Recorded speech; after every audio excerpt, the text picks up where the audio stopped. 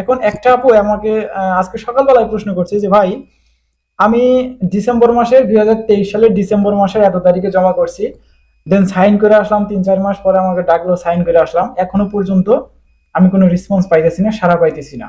আচ্ছা, আপনাকে উদ্দেশ্য করে বলতেছি যে এই যে সাইনটা কইরা আসছেন, দেখেন আমার কাছে আপনি যদি প্রমাণ চান আমি প্রমাণ দিব, কোনো ব্যাপার না। আমার কাছে এমনও মানুষ এসএমএস করছে 1 বছর 1.5 বছর পরেও সাইন করে আসছে, তাদের ফ্যামিলি 3-4 জন একসাথে জমা করছিল পাসপোর্ট, দেন কোনো রেসপন্স নাই।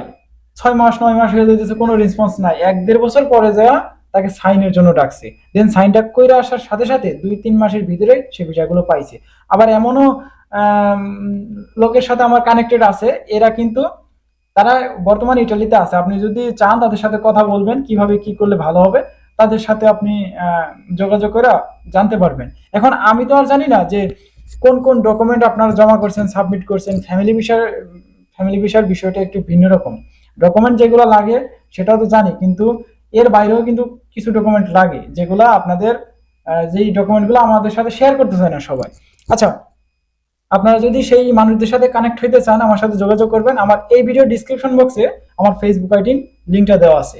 আর আজকে একটা প্রশ্ন, বেশি বেশি যে প্রশ্নটা আসছে সেটা হলো ভাই, রিটার্ন পাসপোর্ট তো দেওয়া কিন্তু শেষ পর্যায়ে, এখন অনেকেই প্রশ্ন করতেছেন যে ভাই আমি এখনো পর্যন্ত কোনো সাড়া পাইতেছি না, স্টিল আন্ডার প্রসেসই আছে। দেখেন, এই যে ডিসেম্বর মাসের লাস্ট, জানুয়ারি মাসের মাঝখান দিয়ে, মানে 15 তারিখের আগে, এখানে আজ থেকে 1 মাস এর ভিতরে কিন্তু আপনারা রিটার্ন পাসপোর্টটা আপনাদের হাতে পাওয়া যাবেন। এটা কনফার্ম, এটা কনফার্ম।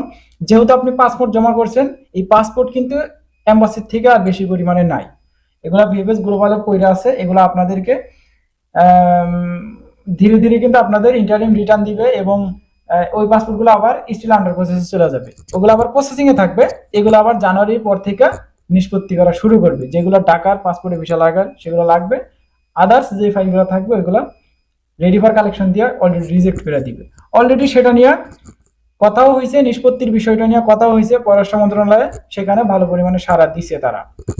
আচ্ছা, এগুলা নিয়ে আমি বলছিলাম যে আগামীকাল একটা ভিডিও দিব, সেই ভিডিওটা দেখার জন্য কি অপেক্ষা করতেছেন, এম্বাসির সাথে কি কথা হয়েছে, সর্বশেষ কথোপকথন, প্রচুর পরিমাণে ভিডিও আছে। এগুলো আমি দিতে পারতেছি না সময় সংক্ষেপের কারণে, কারণ এই ভিডিওর করাই আমার উদ্দেশ্য না। আপনারা আপডেট চান, যার কারণে আমি আপডেট দেওয়া। এছাড়া আমার এই চ্যানেলে বেশি পরিমাণে ভিডিও দেওয়ার কোনো উদ্দেশ্য নাই। আচ্ছা, যাই হোক, আমরা বেশি কথা বাড়াইতেছি না। আগামীকাল অবশ্যই দেখা হবে। ওই একটা গুড নিউজ, একটা আপডেট ভিডিও আছে আপনাদের জন্য, অপেক্ষা করতেছে। পররাষ্ট্র মন্ত্রণালয় থেকে যে আপডেটটা আমাদের জন্য রাখা হয়েছে, এই রিটার্ন পাসপোর্ট যেগুলো দেওয়া হয়েছিল, রিটার্ন পাসপোর্টের জন্য একটা ভালো একটা সুখবর ভিডিও আসবে আগামীকাল। তো এই ছিল আজকের ভিডিও, দেখা হচ্ছে নেক্সট আগামীকাল একটা ভিডিওতে। ততক্ষণ পর্যন্ত আপনারা সুস্থ থাকবেন, ভালো থাকবেন। মজুমদার ফ্রম ইটালিয়ান ইউরোপ এই দুইটা ইউটিউব চ্যানেলের পাশেই থাকবেন। আল্লাহ হাফেজ, বাই।